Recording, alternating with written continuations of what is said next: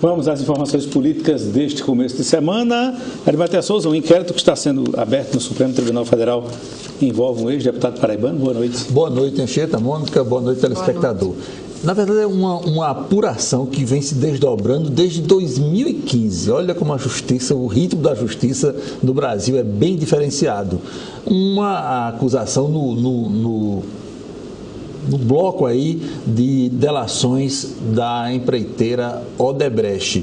Uma dessas delações apontou que o ex-presidente da Câmara Federal, Eduardo Cunha, do MDB do Rio de Janeiro, por sinal se encontra preso, ele, juntamente com 17 outros parlamentares, fizeram uma grande mobilização para conseguir a recondução do próprio Eduardo Cunha para a presidência da Câmara Federal.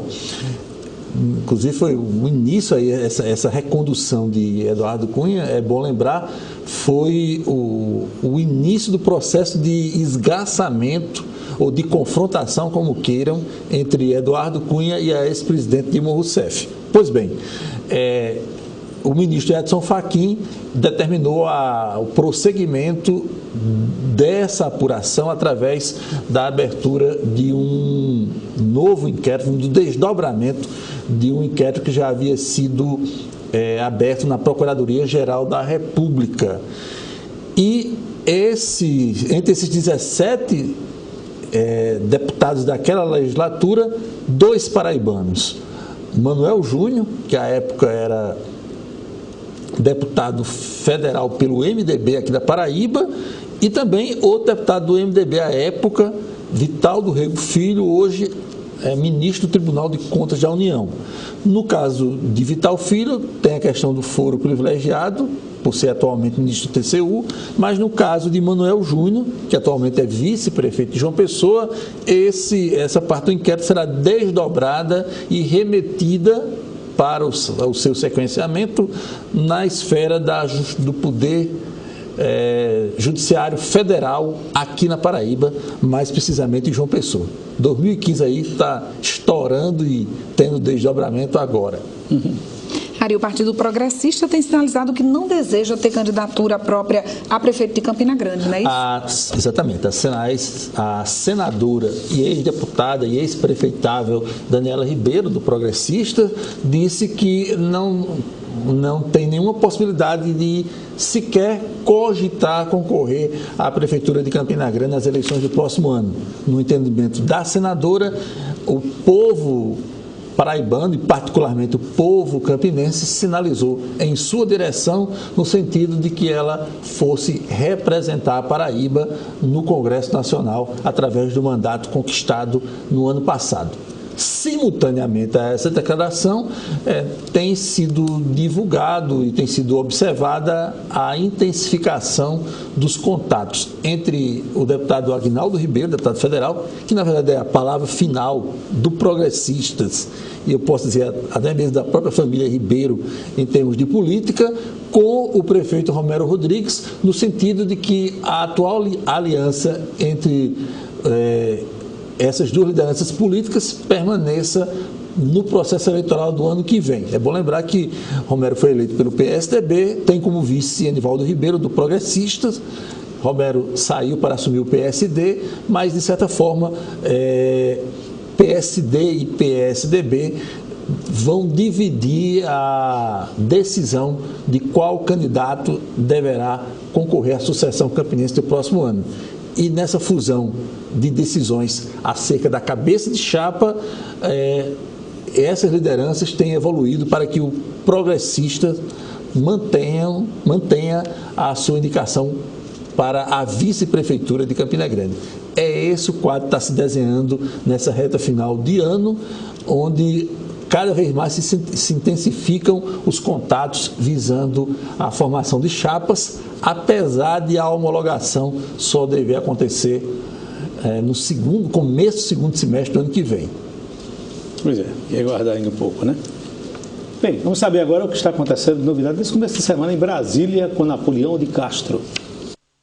A gente volta com a equipe Tararé aqui do Congresso Nacional, iniciando a nossa semana de coberturas. E claro, com o registro, com a tristeza da equipe aqui em Brasília, dos jornalistas que trabalham aqui na capital federal, não só nós da equipe Itararé, mas outros profissionais paraibanos que aqui estão e, claro, também da bancada paraibana, por essa prematura, né, e notícia que a gente não esperava receber hoje do falecimento da jornalista Adriana Guimarães, companheira de muitos anos, né, da co-irmã, das emissoras co-irmãs do Sistema Correio de Comunicação, atuando em vários cargos também administrativos e executivos no nosso estado, sem dúvida alguma, uma perda irreparável dentro do jornalismo e da comunicação do nosso estado. E sentimentos aqui de Brasília, não só dos profissionais de imprensa, mas extensivo também da bancada paraibana. Olha, Anchieta, nesta segunda-feira, iniciando a nossa semana de cobertura, dizer a você que o principal tema pautado para a Câmara Federal é a votação da MP 890, que trata do programa Médicos para o Brasil, que vai substituir o antigo programa Mais Médicos, mas com uma novidade muito positiva, é que ele obriga o governo a realizar 2 vezes por ano o chamado Revalida, o programa de revalidação de diplomas de brasileiros, profissionais brasileiros formados em medicina no exterior. Isso estava paralisado, estava gerando um problema enorme para uma quantidade muito grande de pessoas em todo o país e que agora vai ser normalizado com a aprovação dessa medida provisória. E o tema central também de debate é a reforma tributária, que é a reforma em debate neste momento no Congresso Nacional. Com exclusividade, eu fui conversar com o presidente da comissão, deputado Wildo Rocha, para o Itararé Notícias, e ele falou do calendário, dos trabalhos, dos seminários que vem realizando à frente da comissão. Olha, nós temos realizado seminários, estamos também internamente analisando, através da consultoria da Câmara Federal, todas as emendas que foram apresentadas à PEC 45, que é a PEC do Baleia Rossi. São 219 emendas, para que vocês tenham uma ideia. Cada emenda dessa é necessário 171 assinaturas de deputados e deputadas. Não é fácil se conseguir tantas assinaturas de uma proposta de emenda a um projeto que já está tramitando na Câmara. Portanto, isso significa dizer que os deputados e as deputadas estão interessados em que se estabeleça em nosso país um novo sistema tributário. E as audiências que nós fizemos já foram 13 audiências, ainda vamos fazer mais audiências públicas, na forma de seminários, onde você discute nas Assembleias Legislativas dos estados essa PEC 45, para que nós possamos ouvir daquela comunidade, daquela população que representa aquele estado, o que eles entendem que seja melhor para estabelecermos um novo sistema tributário brasileiro através dessa proposta do Baleia Rossi. Deputado Wildo Rocha, presidente da Comissão de Reforma Tributária, conversando com a equipe Itararé. De Brasília, Napoleão de Castro, para o Itararé Notícias. Essa questão da reforma tributária é um assunto que vem aí bota alguns anos de história aí nessa reforma tributária. E tem uma situação muito curiosa atualmente. A reportagem de Napoleão mostrou um projeto, uma proposta de reforma tributária que tramita na Câmara, que é do deputado Baleia Rossi, líder do MDB. No Senado tem uma outra proposta que já tramita no Senado desde a legislatura anterior. E o governo está anunciando que vai formalizar, vai apresentar a sua proposta, que seria a terceira a ser colocada ao crivo do Legislativo, a proposta do Executivo. E nessa proposta do Executivo, o que foi adiantado nesse final de semana, seria a extinção de alguns tributos e a criação de um imposto consolidado, ou seja, juntando alguns dos tributos federais já existentes e focando a base de cálculo, a base de incidência desse tributo no consumo. Ou seja, vão ser 3 propostas vagando lá pelo Congresso Nacional. Pois é, e isso significa dizer que só vai atrasar ainda mais, né? Postergação. Pois é. Ainda nessa área econômica, o governo federal divulgou hoje que deverá fechar o ano com um déficit de menos de 80 bilhões de reais. Menos de 80 bilhões de reais.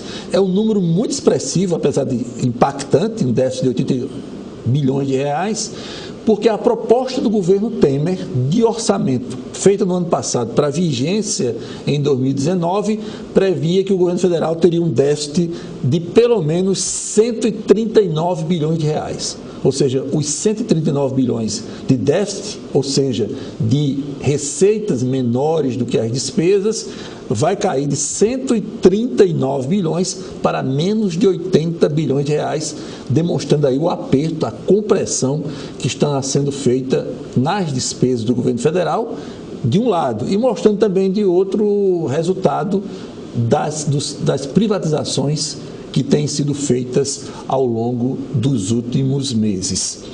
E para fechar, o governo federal, através da assessoria do presidente Bolsonaro, sinalizou hoje que pretende mudar de estratégia em relação ao ex-presidente Lula, que está peregrinando aí pelo país após a sua soltura. Ontem mesmo estava na capital pernambucana, no Recife. E, a partir de agora, segundo a área política, a coordenação política do governo federal, a estratégia é deixar o ex-presidente Lula falando sozinho. Acho muito difícil aquele povo se segurar. A conferir. Valeu, Arimatea. Boa noite.